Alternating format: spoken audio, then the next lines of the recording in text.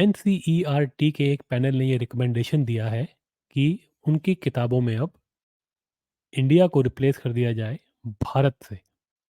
देखिए, भारत जो नाम है, ये भारत की असली पहचान है। हमारे कॉन्स्टिट्यूशन में लिखा है we the people of India, bracket में लिखा है दैट इज़ भारत। ये उस समय जब कॉन्स्टिट्यूशन लिखा जा रहा था तब भी ये बात डिस्कस हुई थी कि क्या उसको भारत लिखा जाए या इंडिया लिखा जाए। तो इसलिए ये लिखा गया कि जो इंडिया है ये इसका मतलब भारत ही है। लेकिन आज़ादी के सालों के बाद हम ये बात जान चुके हैं कि India is not equal to Bharat. India जो है वो एक अंग्रेजी सोच को रिप्रेजेंट करता है। इंडिया जो है वो इस देश की मिट्टी से जुड़ा हुआ शब्द नहीं है। इंडिया को इंडिया सोचने वाले बहुत मुट्ठी भर लोग हैं, लेकिन जो भारत है वो इस देश के धर्म से जुड़ा हुआ है। ये एक पौराणिक नाम है।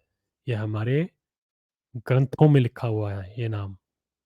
भारत की असली पहचान भारत से ही होनी चाहिए। अब ये बात एनसीईआरटी ने रिकमेंडेशन में दिया है, तो कंट्रोवर्सी छेड़ने की कोशिश की जा रही है। लेफ्ट लिबरल गैंग के लोग छाती पे चढ़ के ये बात बोल रहे हैं कि ये तो है सैफ्रनाइजेशन हो रहा है पढ़ाई का। भाई, सैफ्रनाइजेशन नहीं होगा इस देश के अंदर तो क्या होगा? जो इस देश की पहचान है, क्या तुम उसको मिटाना चाहते हो? क्या तुम? वो नहीं मिट सकती, तुम जितनी मर्जी कोशिश कर लो। और ये लेफ्ट लिबरल गैंग अब पूरी दुनिया में भी नंगा हो चुका है, भारत में तो हो ही चुका है। इसलिए ये जो एनसीईआरटी का जो ये रिकमेंडेशन है, ये इसका स्वागत किया जाना चाहिए और इसको तरीके से इम्प्लीमेंट किया जाना चाहिए। ये बहुत ही अच्छा सजेशन है और इस देश को आगे ले जाने वाला सजेशन है। देखिए, जब आप भारत का इस्तेमाल करना शुरू करेंगे किताबों में, तो वो आपकी डे टू डे लाइफ के अंदर वो आ जाएगा।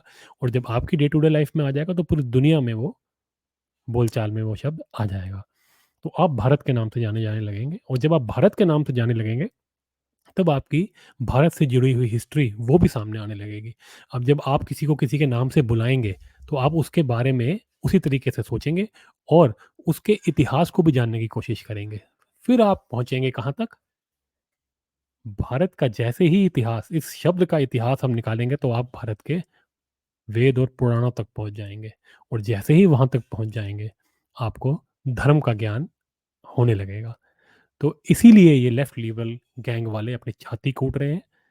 लेकिन जो राष्ट्रवादी हैं, जो धर्म के साथ खड़े हैं, उनको इस चेंज से खुशी ही खुशी मिल रही है। ये होना चाहिए। हर जो देश होता है वो अपनी सभ्यता के ऊपर, अपने इतिहास के ऊपर गर्व करता है। और भारत से पुराना इतिहास तो किसी का है ही नहीं। अगर हम अपने इतिहास के ऊपर गर्व नहीं करेंगे तो कौन करेगा? हम अपनी सभ्यता को लेकर के सेलिब्रेट नहीं करेंगे तो फिर कौन करेगा? भारत जो ये शब्द है, जब इसको आप बोलते हैं तो आप भारत की जड़ों को महसूस करते हैं। ये जो भारत है, ये जो गांव-गांव में भारत बसता है, भारत वो है। ये जो इंडिया है, ये कुछ मुट्ठी भर लोग हैं जो कि मेट्रो सिटीज़ के अंदर रहते हैं। वो इंडिया के साथ रिलेट कर पाते हैं। लेकिन 99% भारत जो है, वो भारत शब्द के साथ ही रिलेट कर पाता है। हम उनको आइसोलेट कैसे कर दें? क्या मुट्ठी भर लोग इस पूरे देश की करोड़ों की जो जनता है उसको आइसोलेट करना चाहती है? भारत हमारी पहचान है। ये हमारे को हमारे धर्म के साथ जोड़ती है। हमको भारत से कोई अलग नहीं कर सकता। ये बहुत ही अच्छा सजेशन है। अब लोग इसके ऊपर ये बात कह रहे हैं कि ये तो पॉलिटिसाइजेशन हो रहा है जी पढ़ाई का। ये पॉलिटिसाइजेशन तो होएगा ही, क्योंकि ये जो इसको इंडिया किया गया और उसके बाद जितनी भी की गई हमारी एजुकेशन सिस्टम में, तो हर कोई जानता है। नेहरू जी के समय से ही ऐसे-ऐसे लोगों को एजुकेशन मिनिस्टर बनाया गया, जिनका एजुकेशन से कोई लेना-देना ही नहीं था। जो मदरसों में पढ़े हुए थे, उनको एजुकेशन का ई नहीं पता था। उन लोगों को हमारा एजुकेशन मिनिस्टर बनाया गया। क्यों बनाया गया? एक षड्यंत्र के लिए बनाया गया।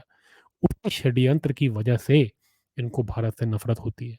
तो पॉलिटिसाइज़ेशन आप लोगों ने ही किया था। अब जो पॉलिटिसाइज़ेशन किया है, उसको पॉलिटिसाइज़ेशन करके ही दुरुस्त किया जाएगा।